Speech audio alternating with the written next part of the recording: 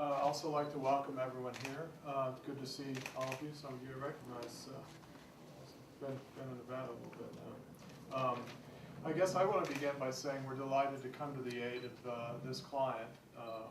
Our goal is to try and help people when government gets in the way of their liberties. It's, in a nutshell, our mission here.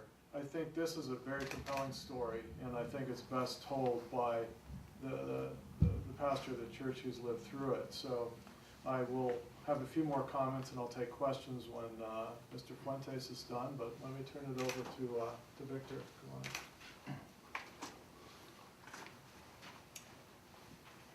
Yes, my name is Victor Fuentes, and I'm the quarterly pastor from Ministerio Roco Solida Church in Las Vegas.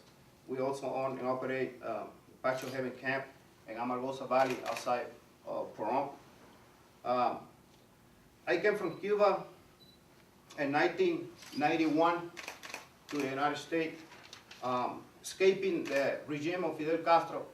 I had to swim 11 kilometers off the coast of Cuba into Guantanamo Bay. After I was admitted into the United States by the immigration services, I moved to Las Vegas, and I was looking forward to bring my mother into the United States. She was sick in Cuba. She had multiple sclerosis, and in my desperation to do that, I found these national Cubans who proclaimed that they can help me to do that. If I sell drugs to them, and they can help me to do it. Within a year, I was sentenced to prison, and that was in prison where I found salvation. I found the Lord Jesus Christ, and I found a purpose for my life. Little bit after that, we purchased a 40-acre parcel in Amargosa Valley where we minister people and help them to become a better person.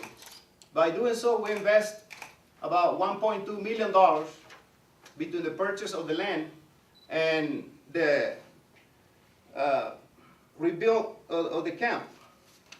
The camp have a river who flowed through it, and that was the beauty of that land. That is why we bought the land, because it provides a peaceful place for us as a believer to go and rejoice and be reborn in that part of Nevada. In 2010, the U.S. and Fish and Wildlife Service began to rerouting that river away from our property. And I have to let you know that that stream, that river, flowed through our property, according to the information we have, ever since the 1800s. And the camp, little bit after that, in 2010, in December the 23rd, right before Christmas, that river overflowed. The rerouting the Fish and Wildlife did, and flood our camp with mud and muddy water, and severely damaged the camp, the buildings, and other property inside the camp. And I have to tell you that this was devastating for us, and to see all the work, the hard work that we have put into Patio Heaven to rebuild, to create a place for the Christian community to come and relax, being devastated by the water and by the wrongful doing of Fish and Wildlife U.S. government. You know, when I came from Cuba, I came to the United States of America because I had that beautiful image of the United States in my mind. That it was a country of liberty, you know, a country where you can fulfill your dreams. But by seeing this wrongful action of the United States happen, that image is vanishing away from my mind.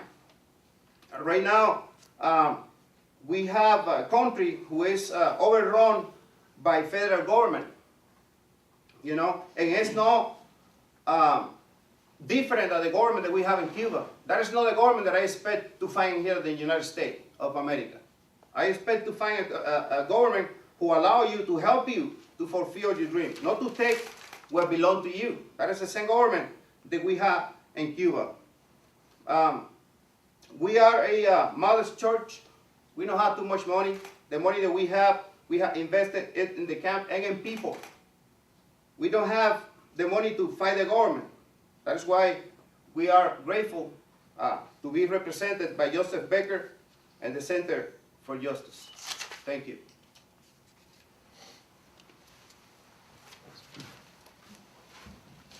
You know, for a long time, we've been writing and talking about the separation of powers issue here in Nevada. We've got, of course, another case on that, which is currently ongoing.